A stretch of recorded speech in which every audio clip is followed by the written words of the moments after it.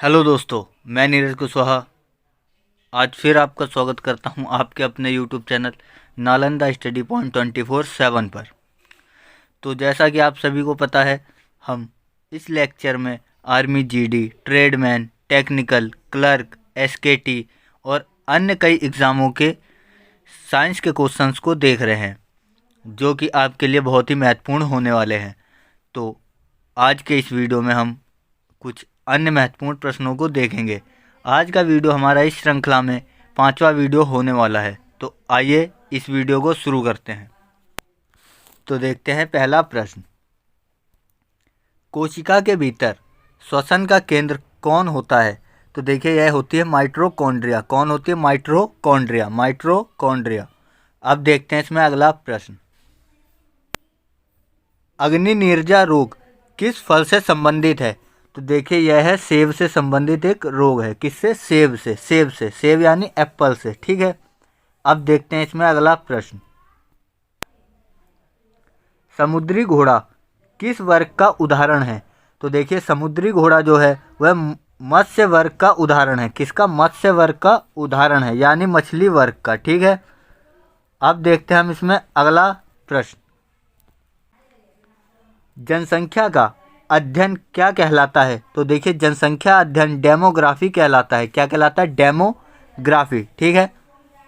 अब देखते हैं हम इसमें अगला प्रश्न। ऊर्जा के किस रूप में प्रदूषण की समस्या नहीं होती? तो देखिए, यह है सौर ऊर्जा में। ठीक है। किसमें? सौर ऊर्जा में। अब देखते हैं इसमें अगला प्रश्न। सूर्य का ताप किसके द्वारा मापा जाता है? तो देखिए, सूर्य का ताप जो है पायरोमीटर के द्वारा मापा जाता है। किसके द्वारा? पायरोमीटर के द्वारा। ठीक है। पायरोमीटर के द्वारा हम अत्यधिक उच्च तापमान को माप सकते हैं। अब देखते हैं इसमें अगला प्रश्न। न्यूनतम संभव ताप कितना होता है? तो देखिए, यह होता है -273 डिग्री सेल्सियस। कितना? -273 डिग्री सेल्सियस। यह न्यूनतम संभावित मान है। इससे कम तापमान नहीं हो सकता। अब देखते हैं इसमें अगला प्रश्न। प्रकाश के चिकने पृष्ठ से टकराकर वापस लौटने की घटना को क्या कहा जाता है? तो देखिए, इसे कहा जाता है प्रकाश का परावर्तन। क्या कहा जाता है? प्रकाश का परावर्तन। ठीक है। प्रकाश का परावर्तन। अब देखते हैं अगला प्रश्न। किसी मनुष्य के शरीर का सामान्य तापक्रम क्या होता है? तो देखिए, यह होता है 98 डिग्री फ़ारेनहाइट। क्या? 98 डिग्री फ़ारेनहाइट या 37 डिग्री सेल्सियस। ठीक है। और 310 केल्विन। अब देखते हैं हम इसमें अगला प्रश्न। समुद्री जल के शुद्ध जल किस प्रक्रिया द्वारा प्राप्त किया जा सकता है? तो देखिए, समुद्री जल से जो शुद्ध जल है वह आसवन द्वारा प्राप्त किया जा सकता है। किसके द्वारा? आसवन के द्वारा। ठीक है।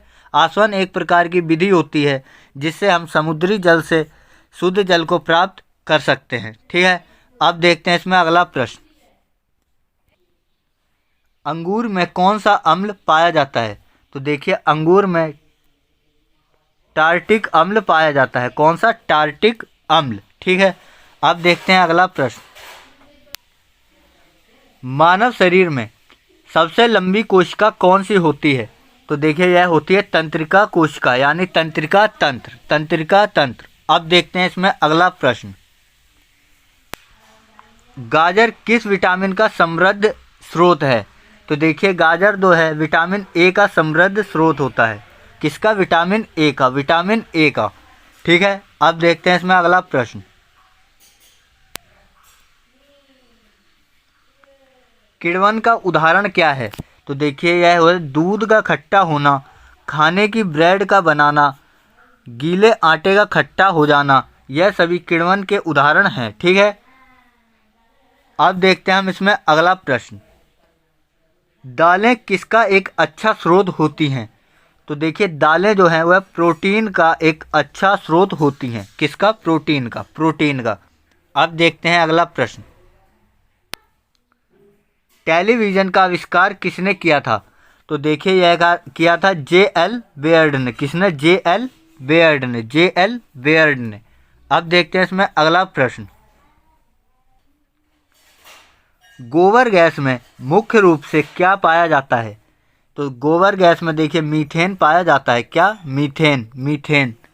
अब देखते हैं अगला प्रश्न। दलदली भूमि से कौन सी गैस निकलती है? तो देखिए दलदली गैस से भी मीथेन गैस ही निकलती है। कौन सी? Methane, methane. अब देखते हैं इसमें अगला प्रश्न। पृथ्वी का सबसे अधिक मात्रा में पाया जाने वाला धात्विक तत्व कौन सा है? तो देखिए पृथ्वी पर सबसे ज़्यादा धात्विक तत्व एल्युमिनियम मिलता है। क्या मिलता है? Aluminium, aluminium. ठीक है। और सर्वाधिक जो तत्व मिलता है वह होता है ऑक्सीजन। ठीक है, ऑक्सीजन।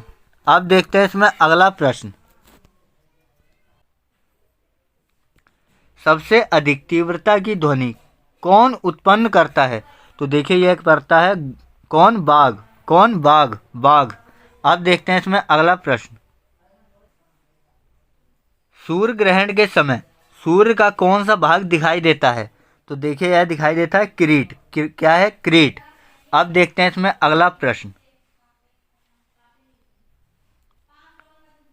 टाइपराइटर के आविष्कारक कौन हैं? तो देखिए टाइपराइटर के जो आविष्कारक हैं वह है सोल्स। कौन है? Souls, souls. ठीक है। अब देखते हैं इसमें अगला प्रश्न। सिरका को लैटिन भाषा में क्या कहा जाता है? तो देखिए इसे कहा जाता है एसिटम। क्या कहा जाता है? एसिटम, एसिटम। ठीक है। और सिरका में जो अम्ल पाया जाता है वह होता है एसिटिक अम्ल। ठीक है। कौन सा? एसिटिक अम्ल। ठीक है। अब देखते हैं इसमें अगला प्रश्न। कॉफ़ी पाउडर के साथ मिलाया जाने वाला चिकोरी चूर्ण कहाँ से प्राप्त होता है? तो देखिए यह जड़ों से प्राप्त होता है। कहाँ से? जड़ों से, जड़ों से। अब देखते हैं इसमें अगला प्रश्न। कैंसर संबंधी रोगों का अध्ययन क्या कहलाता है? तो देखिए यह कहलाता है ऑर्गेनोलॉजी। क्या कहलाता है? Organology, organology. अब देखते हैं इसमें अगला प्रश्न। अंतरिक्ष यात्री को बाह्य आकाश कैसा दिखाई पड़ता है? तो देखिए यह दिखाई पड़ता है काला। कैसा? काला। क्यों? क्योंकि वहाँ वायुमंडल नहीं है, इसलिए यह आकाश उन्हें काला दिखाई पड़ता है। अब देखते हैं इसमें अगला प्रश्न। दूरबीन का आविष्कार किसने किया था? तो देखिए यह किया था गैलीलियो ने। किसने? गैलीलियो ने, गैलीलियो ने। ठीक है। अब देखते हैं इसमें अगला प्रश्न।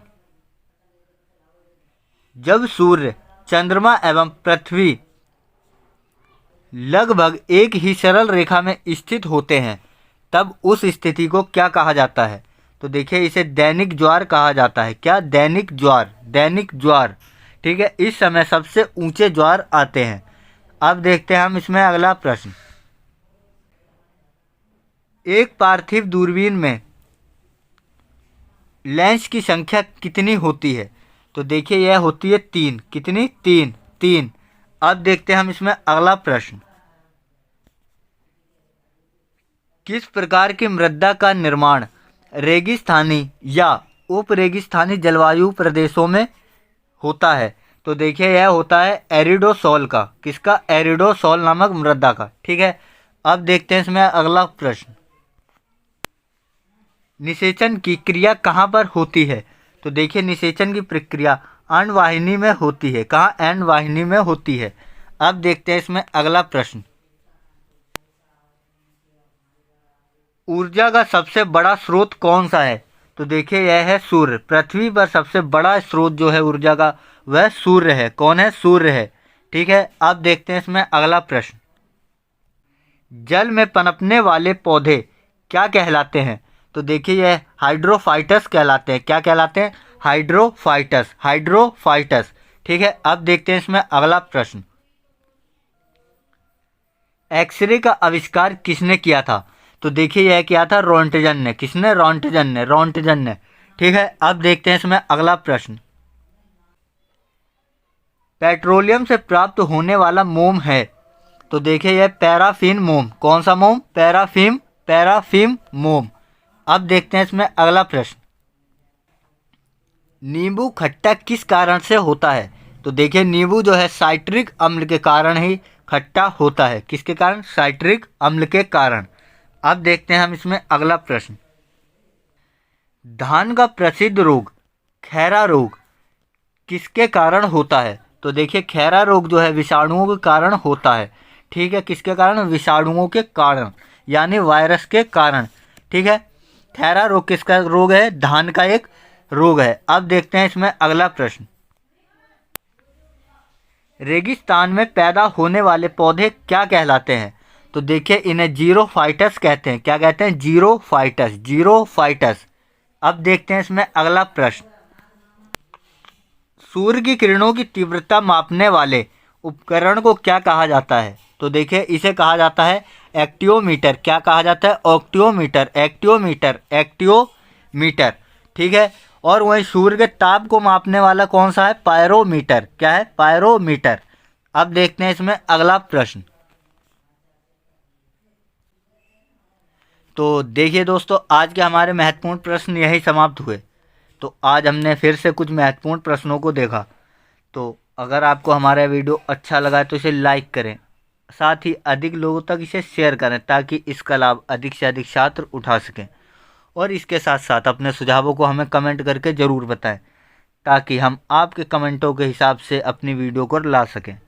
और इसके साथ साथ हमारे चैनल नालंदा स्टडी पॉइंट 24/7 को अभी सब्सक्राइब करें और साथ ही बेल आइकन को भी दबाएं ताकि हमारे वीडियो का सबसे पहला नोटिफिकेशन आप तक पहुंच सके। तो आज के लिए बस इतना ही। कल हम फिर मिलेंगे सुबह 11:30 बजे। तब तक के लिए बहुत बहुत धन्यवाद।